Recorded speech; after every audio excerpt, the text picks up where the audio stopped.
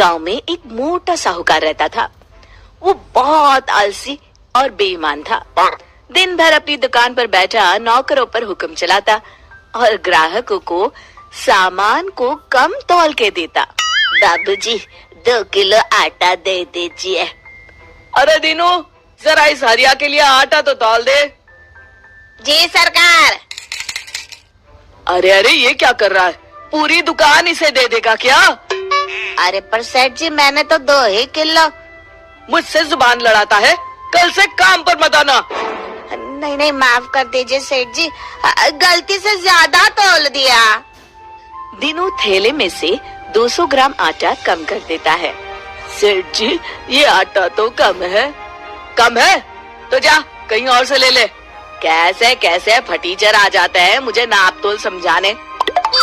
पर आप तो जानते हैं सेठ जी, इस गांव में सिर्फ एक आपकी ही तो दुकान है। हम गरीबों पर दया करिए।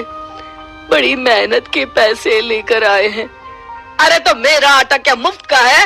लेना है तो ले, वरना चलता बंद है। हरिया आटे की थैली उठाकर दुखी मन से चुपचाप वहाँ से चला जाता है। अगले दिन विजय अपने कमरे में बैठा है। अरे मोहन, तुम आओ आओ।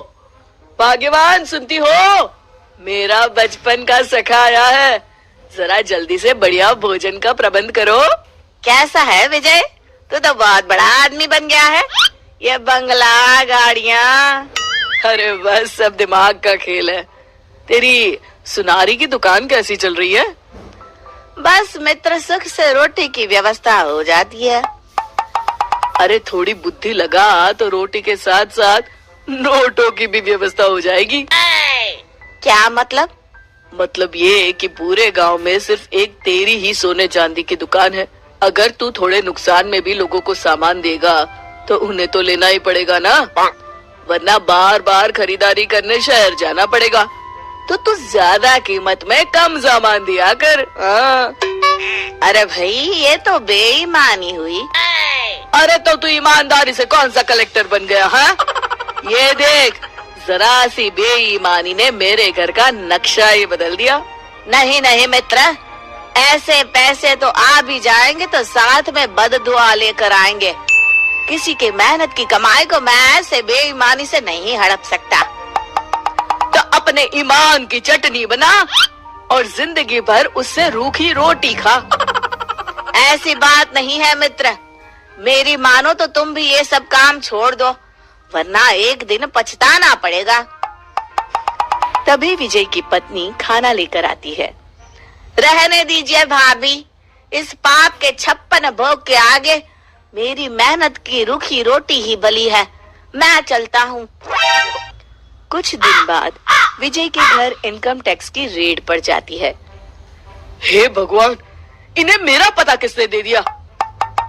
तुमने पिछले 10 सालों से इनकम टैक्स जमा नहीं किया है। तुम्हारी दुकान, जमीन, जायदाद सब जब्त किया जाता है। हाय, मैं तो बर्बाद हो गया। विजय की दुकान और बंगले पर ताला लग जाता है। वो झोपड़ी में रहने पर मजबूर हो जाता है। देखिए जी, ये कुछ गहने हैं, मेरी माँ ने दिए थे और मैंने ना इन्हें बगीचे में छुपा दिए थे। आप इन्हें बेचकर कुछ पैसे ले लीजिए और शहर जाकर कोई नया धंधा कर लीजिए। ठीक है भगवान, कल ही जाता हूँ। विजय अगले दिन मोहन की दुकान पर पहुँचता है। विजय तुम? अरे ये क्या खस्ता हाल बना रखा है मित्र।